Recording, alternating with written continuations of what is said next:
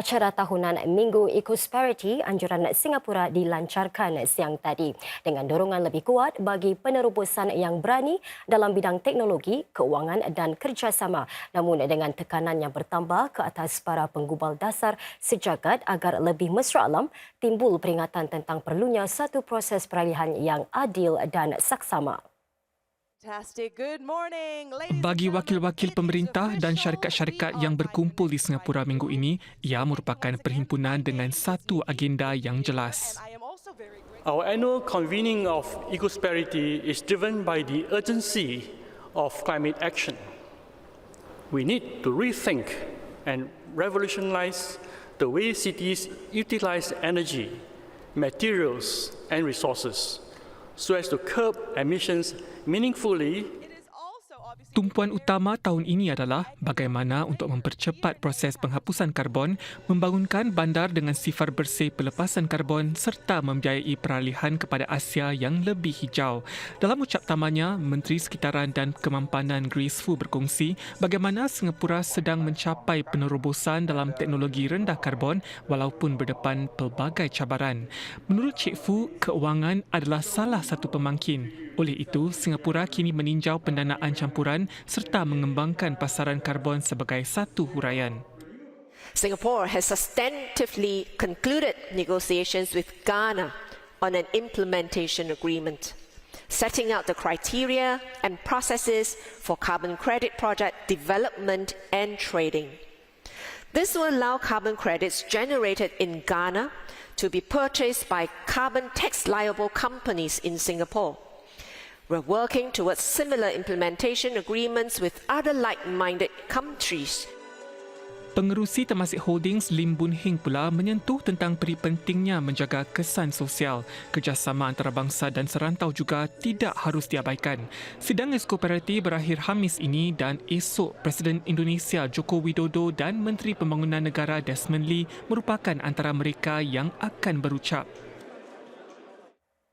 Timbalan Perdana Menteri Lawrence Wong menyeru semua pihak supaya bekerjasama demi memastikan ekonomi digital dapat memacu pertumbuhan berterusan untuk semua.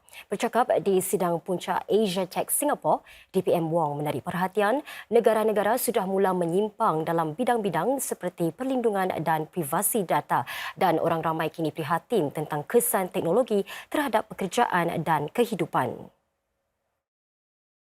Sebuah ekonomi digital yang lebih saling terhubung, dipercayai dan inklusif. Ini yang digesa DPM Wong demi membuka potensi penuh ekonomi digital. Sebagai contoh, sedang negara-negara melabur dalam infrastruktur mereka sendiri, sistem-sistem yang berbeza juga mesti terhubung dan saling beroperasi merentas sempadan. Misalnya, khidmat PayNow oleh Singapura yang serupa dengan sistem pembayaran elektronik di India dan Thailand. DPM Wong bagaimanapun akur ia tidak mudah kerana isu-isu seperti tadbir urus dan data yang diyakini. So we should work towards achieving some common understanding on data protection standards so that countries can each safeguard personal data as they see fit, while still facilitating data transfers across borders effectively. Achieving consensus on this and other related issues will not be easy, and Singapore will do our part to facilitate this. Selain itu, DPM Wong berkata adalah penting untuk memastikan teknologi kecerdasan buatan atau AI boleh dipercayai. Teknologi baru seperti AI generatif mempunyai potensi besar, tetapi terdapat juga kelemahan yang serius. Contohnya, ia boleh digunakan untuk menghasilkan kepalsuan. DPM Wong juga menegaskan ekonomi digital perlu berkembang secara inklusif. Ini termasuk membantu para pekerja menyesuaikan diri kepada perubahan dalam pekerjaan. Dalam hal ini, negara-negara boleh berkongsi apa yang dipelajari antara satu sama lain. The fast-growing digital economy promises to bring many modern conveniences and new opportunities for everyone, for many people in the world, certainly for millions in Asia. But if we want to sustain this growth, we must confront the many pressing challenges and issues that beset us. We must find ways to instill confidence in emerging technologies and reassure people about their place in a digital world. Sidang Punca Asiatech Singapore mengumpulkan para penceramah dari seluruh dunia yang membincangkan topik-topik seperti teknologi kuantum dan kemampanan. Ia berlangsung hingga Jumaat ini. Menteri Ehwal Luar Dr. Vivian Balakrishnan memanfaatkan kecerdasan buatan atau AI ketika menyampaikan ucapan kepada para pelajar di acara Pertubuhan Bangsa-Bangsa Bersatu Model Singapura. Ucapan beliau itu menjadi lebih interaktif dan menarik dengan penggunaan chat GPT. Para pelajar tempatan dan antarabangsa di sidang pendidikan itu berpeluang meraih pengalaman langsung tentang cara bagaimana PBB yang sebenar menjalankan tugasnya. Ask ChatGPT again. What are the foundational technologies for the near future? Let's see what. Meskipun Dr. Balakrishnan tidak setuju dengan sesetengah jawapan yang diberikan oleh teknologi AI ini, beliau berkata teknologi masa depan seumpama itu, termasuk kecerdasan buatan, tenaga boleh diperbaharui dan perubahan genetik. Dr. Balakrishnan menambah, para belia perlu memikirkan bagaimana untuk menggunakan dan saling melengkapi kecerdasan buatan untuk kekal di hadapan. Sidang 4 hari yang disertai hampir 400 pelajar ini mengajak mereka menangani isu-isu nyata yang dihadapi dunia.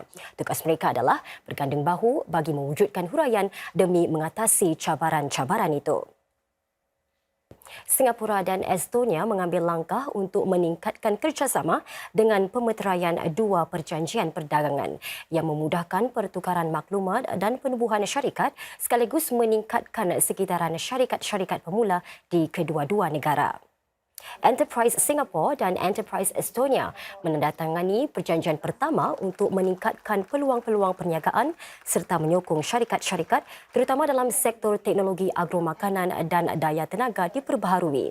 Perjanjian yang lain akan menyaksikan 2 syarikat kesihatan dan kesejahteraan bekerjasama dalam penyelidikan dan ujian klinikal. Di forum yang dianjurkan Persekutuan Perniagaan Singapura, Perdana Menteri Estonia Kaja Kallas menarik perhatian kedua-dua negara berkongsi visi yang sama bagi keusahawanan dan budaya syarikat pemula yang bertenaga dan memupuk kreativiti. Majlis Ugama Islam Singapura MUIS menegaskan surat amaran tidak pernah dikeluarkan kepada mana-mana guru agama tempatan sekiranya mereka berpandangan bahawa homoseksualiti adalah haram di sisi Islam atau perkahwinan sesama jenis merupakan satu dosa. Kenyataan MUIS itu dikeluarkan setelah satu komen online oleh seorang ustaz yang mendakwa asatizah yang menentang masyarakat LGBT diberikan surat sedemikian. Dalam satu kenyataan bersama Lembaga Pengiktirafan Asatiza atau ARP, MUIS menyatakan komen itu jelas sekali mengelirukan. Komen yang dibuat pada 30 April lalu itu sudah pun dipadamkan. Menurut MUIS, dalam beberapa catatan Facebook yang dibuat antara Disember 2021 hingga Februari 2022, ustaz berkenaan telah menggunakan bahasa tidak sesuai dan bersifat mengapi-apikan yang boleh menimbulkan kebencian serta rasa tidak hormat terhadap golongan LGBT di Singapura. ARB kemudian menyoal siasat Ustaz Serbabit dan mendapati catatan-catatan Facebooknya melanggar kod etika Skim Pengiktirafan Asatiza ARS. Sehubungan itu, ARB mengeluarkan surat amaran kepada beliau berhubung perkara tersebut dan tindakan lain yang menyalahi kod etika. MUIS menekankan asatiza mesti mematuhi kod etika ARS. Ini termasuk tidak mencetuskan gangguan awam atau menyokong mana-mana idea yang berkemungkinan menggalak fahaman melampau atau keganasan.